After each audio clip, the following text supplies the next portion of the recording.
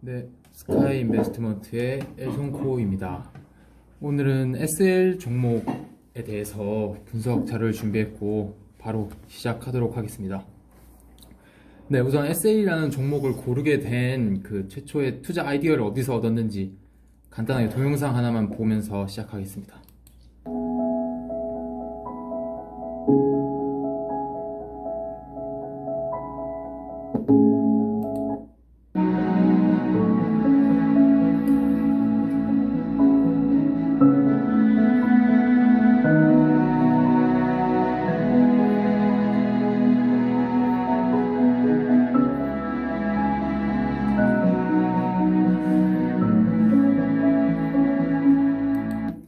네, 간단하게 말씀드리면 이제 헤드램프가 더 이상 단순한 조명 장치로서의 역할뿐 아니라 이제 다른 차들의 움직임을 감지해서 그에 맞게 운전자의 편의를 제공하는 그런 ADAS에 연관된 이제 자율주행으로 이어지는 그런 첨단 장치로 이제 연결된다는 건데요. 추가로 저 개인적으로는 할로겐 등을 쓰고 있는데 어둡기도 너무 어둡고 쓴 지 4년 만에 등이 수명이 다 돼가지고 LED에 대한 갈망이 있던 중에 이 영상까지 보고 LED에 대한 종목을 파봐야겠다라는 처음 생각을 하게 됐습니다. 그래서 저뿐만 아니라 정말 세상에서도 LED 헤드램프를 좋게 보는지에 대해서 한번 간단하게 찾아봤는데요. 먼저 헤드램프는 뭐 일반 백열정부터 시작해서 할로겐, HID에 거쳐서 최근에 이제 LED 헤드램프가 뭐 최신 기술로 각광을 받고 있는데, LED의 장점은 첫 번째로 선명하고 고른 빛을 내면서 이제 반영구적 사용이 가능할 정도로 수명이 깁니다.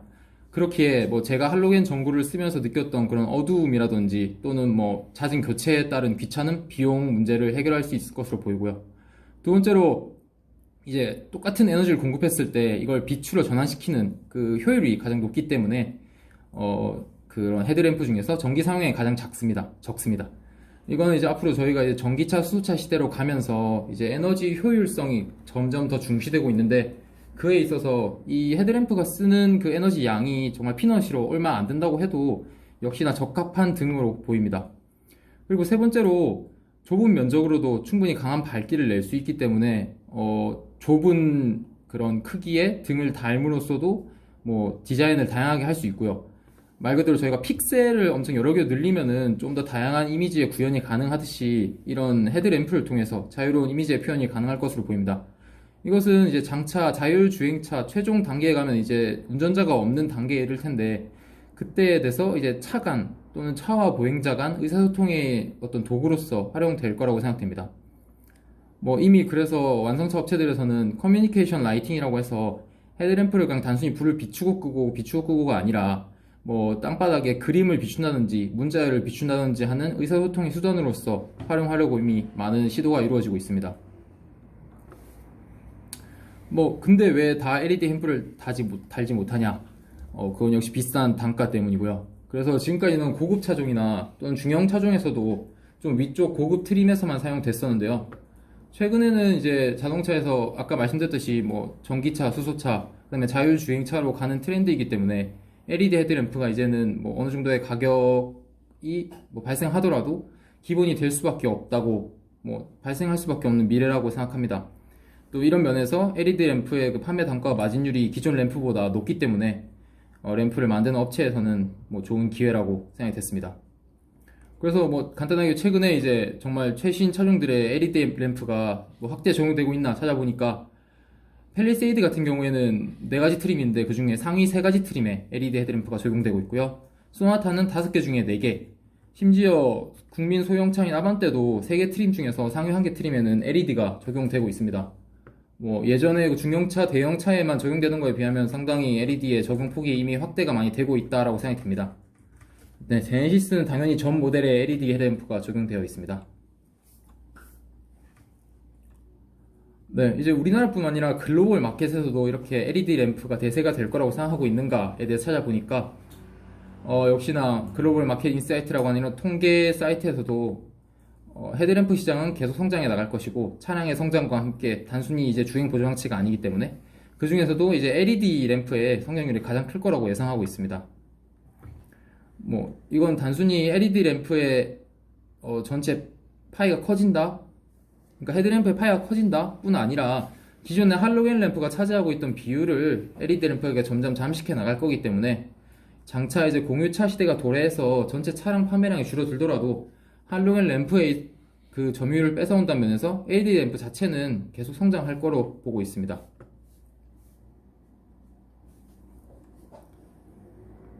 네, 뭐 보시다시피 이렇게 모든 지역에서 할로겐의 점유율을 LED가 뺏어올 거라고 전문가들이 예상하고 있고요.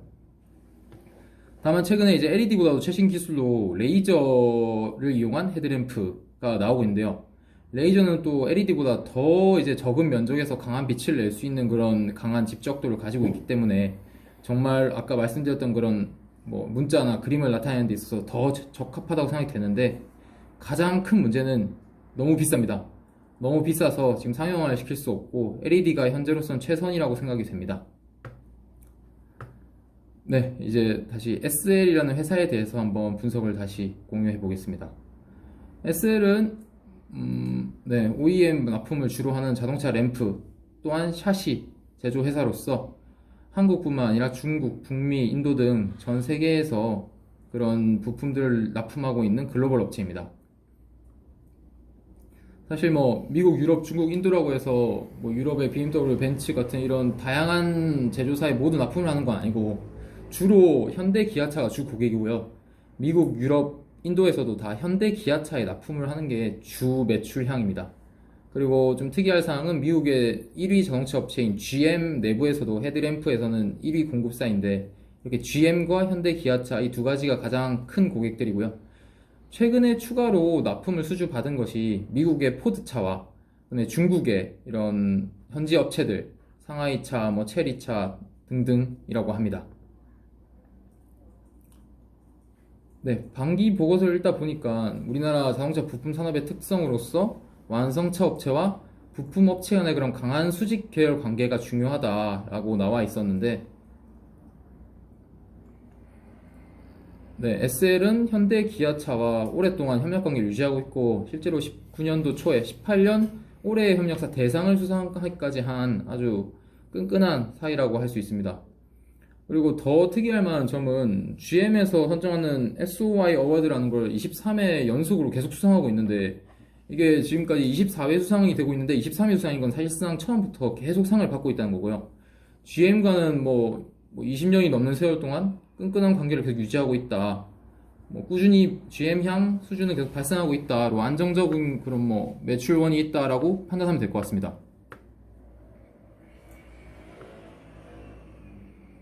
네, 뭐 주주 현황은 다음과 같은데 뭐 개인적으로 이 회사가 주가에 많은 신경을 쓰고 있다고 생각되는 게 이미 지금 최대 주주인 이성엽이라고 하는 대표는 50대 초반으로 따로 승계를 걱정할 게 없고요. 또 이성엽이라고 하는 그런 사람의 그 다음 세대 아들들도 이미 지분을 확보해 나가고 있고 또 올 초에 SL에 좀 안 좋은 일이 있었는데 그 직후에도부터 시작해서 지금까지도 계속 SL 자체적인 매수랑 그다음 임원들의 매수가 계속 이어지고 있습니다. 네, 그리고 SL의 이제 성장성. 첫 번째는 현대차와의 동반 성장입니다. 방금 말씀드린 바와 같이 현대차 최우수 협력사에 선정됐던 SL은 우선 현대기아차 미국 공장에 LED 램프를 독점으로 공급하고 있고 내수에서는 G80을 제외한 제네시스 모델 전체랑 그다음에 신규로 내년부터 아이오닉 브랜드로 나오는 전기차 전체에 램프를 공급하고 있습니다.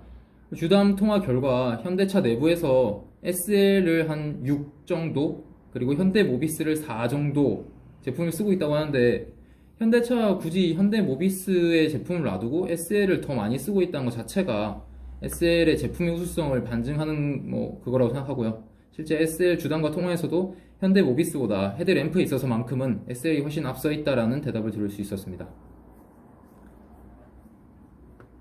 예, 다행히 저희 나라는 코로나에서 빠르게 회복했고, 그다음에 뭐 고가, 뭐 제네시스 등의 그런 믹스 개선 효과로 현대차에서 판매량이 괜찮았고요. 그에 따라 SL 역시도 올해 계속 매출이 괜찮았습니다.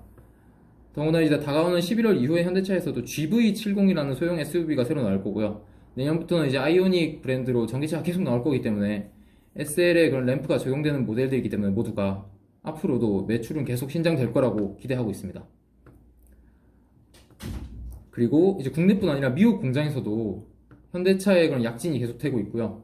그럼 미국 공장 현대차의 램프는 뭐 전담한다고 되었기 때문에 현대차의 성장 이꼴 SL의 성장이라고 뭐 확신하고 장차 다가올 미래에 대해서는 기대를 해도 좋을 것 같습니다. 다만 2분기 때 SL의 전체 연결 영업이익이 좀 마이너스가 났던 것은 미국과 인도 쪽에서 이게 재고가 많이 쌓임에 따른 그런 매출 부진이었는데요. 간단하게 조금 이따가 공유 드리겠습니다. 그것에 대해서는. 네, 어쨌든 현대차의 매출은 이렇게 계속 유지가 되고 있고, 뭐 다가오는 21년에는 더 다양한 차종이 지금 출시되기 때문에 현대차의 성장과 더불어 SL의 성장이 기대된다. 이게 첫 번째 성장성 포인트입니다. 네, 또 요즘 현대차가 이렇게 라이트 아키텍처라는 디자인 차별화 요소를 많이 쓰는데 이렇게 될수록 이런 LED 램프의 단가가 올라갈 거고 중요성이 좋아질 거기 때문에 SL한테는 더욱 호재입니다. 그리고 두 번째 성장성은 이제 북미 시장 쪽 글로벌 수요 회복입니다. SL의 두 가지 큰 고객이 현대차와 GM이라고 말씀드렸는데 사실상 GM향의 그런 수요 회복이라고 볼 수 있는데요.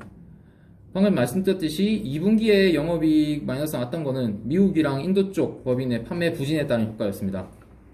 실제로 북미 지역의 매출에는 작년 동기 대비 33% 감소했고요. 인도도 10%나 감소했습니다.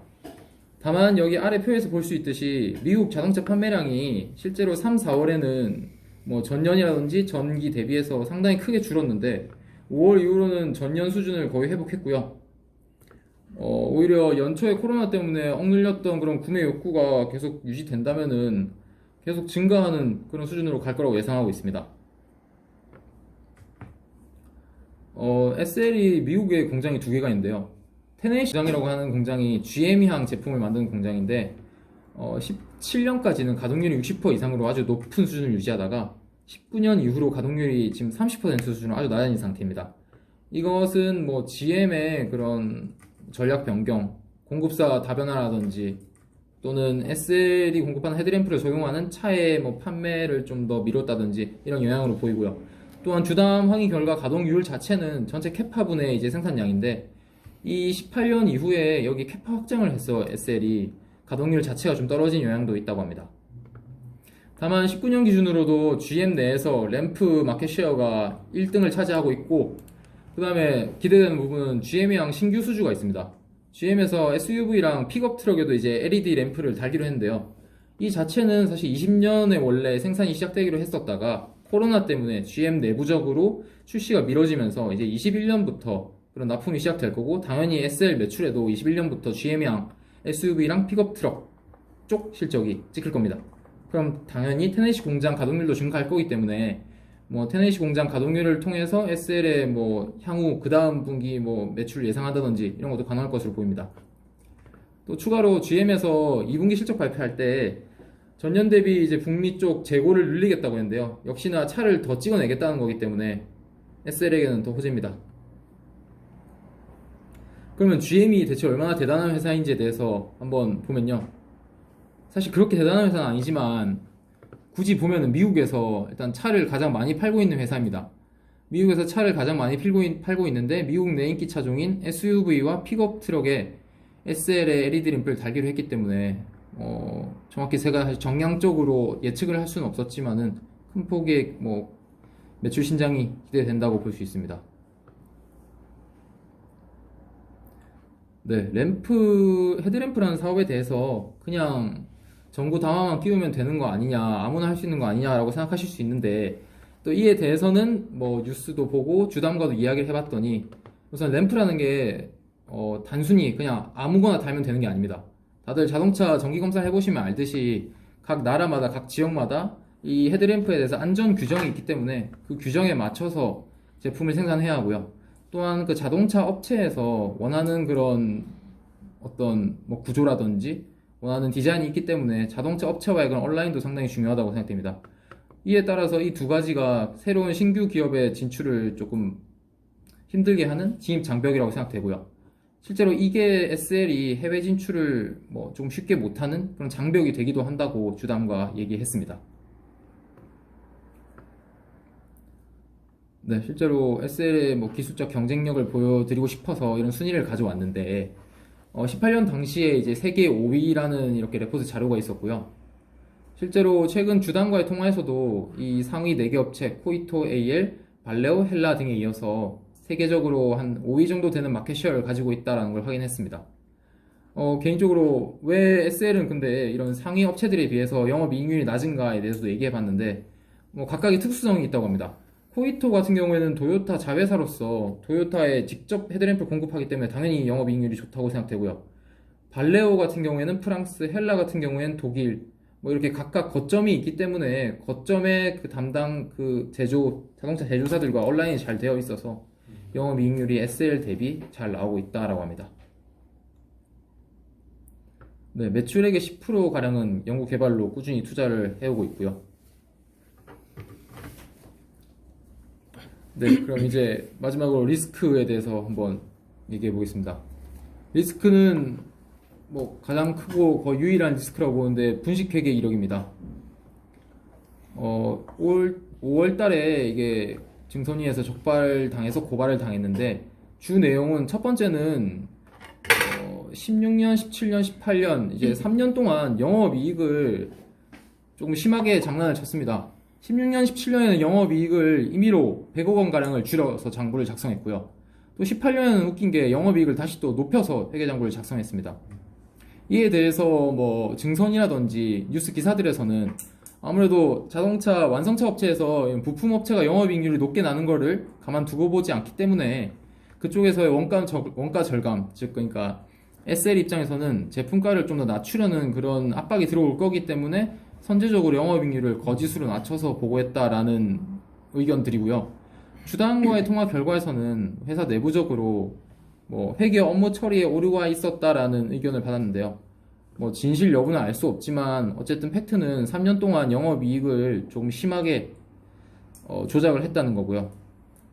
이렇게 될 경우에 첫 번째로 증선이의 의견처럼 정말 고객들로부터 압박을 받지 않기 위해 조작을 했다고 하면은 고객들이 이 뉴스들을 다 보고 있을 텐데 이제 이미 계약이 된 그런 모델들 이후의 계약에 대해서 조금 불이익을 받을 수 있는 여지가 있을 수 있다라고 생각하고요. 그리고 두 번째는 이제 시장에서 SL이 내는 숫자에 대한 그런 재무제표상의 숫자들에 대해서 좀 신뢰도가 떨어지기 때문에 향후 영업이익이 잘 나오더라도 이걸 시장에서 정말 잘 받아들일 수 있을지에 대한 리스크가 있다고 생각합니다. 추가로 영업이익을 뻥튀기 한 것 외에 이연 법인세 부채를 한 5년 동안 또 과소 계상했는데요. 그러니까 쉽게 말해서 해외에서 이런 세금을 낼 때 어떤 과세 혜택을 받았던 것을 여기 반영하지 않고 괜히 세금을 더 많이 내야 될 것처럼 부채를 더 뻥튀기 해놓고 이를 통해서 순이익이 더 작게 계산되게 조작을 했다는 건데 이것 또한 진상은 알 수 없지만 실제로 팩트고요. 이런 일련의 분식 회계가 향후 SL의 어떤 그런 신뢰도에 있어서 조금 안 좋은 영향을 미칠 거라고 생각해서 리스크라고 뽑았습니다. 다만 이 이후에 SL 내부적으로도 이제 감사위원도 교체하고 내부적으로 거버넌스도 강화하고 많은 조치를 취하고 있다고 하고요. 또 이렇게 한번 걸렸기 때문에 이제 많이 주목이 쏠려 있기 때문에 이런 식의 영업이익을 가지고 이제 좀 숫자가 바뀌는 일은 없지 않을까. 왜냐면 건실한 기업이기 때문에 그렇지 않아도 충분히 잘 돈을 벌 수 있는 회사이기 때문에 그런 우려가 좀 적을 수도 있다라는 또 희망적인 생각도 하고 있습니다. 네, 재무는 간단하게 돈을 잘 법니다. 돈을 잘 벌고 대차 대조표에도 훌륭합니다. 유동 비율도 상당히 좋고요. 유동 부채 비해서 유동 자산이 1.2배 이상으로 아주 좋고요. 자본도 좋습니다. 현금도 많이 쌓아놨고 디폴트 같은 거는 전혀 걱정할 필요가 없는 회사입니다. 네, 밸류에이션은 간단하게 해봤는데 기본 자료는 20년 이제 정권사에서 내놓은 컨센서스 20년 실적을 바탕으로 계산했고요.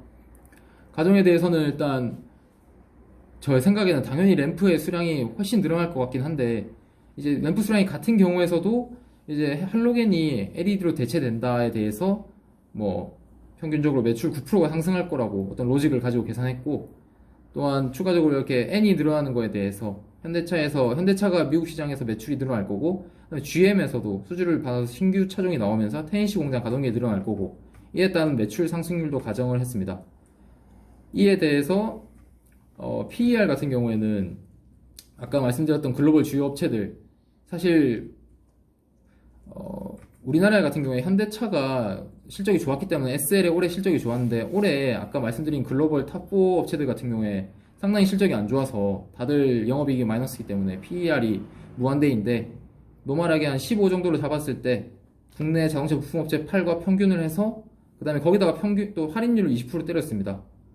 보수적으로 봐서 적정 주가 25,000원을 뽑았고요. 현재 주가는 약 15,000원 정도이기 때문에 업사이드도 충분히 60%가량 있다라고 생각이 됩니다. 이상입니다.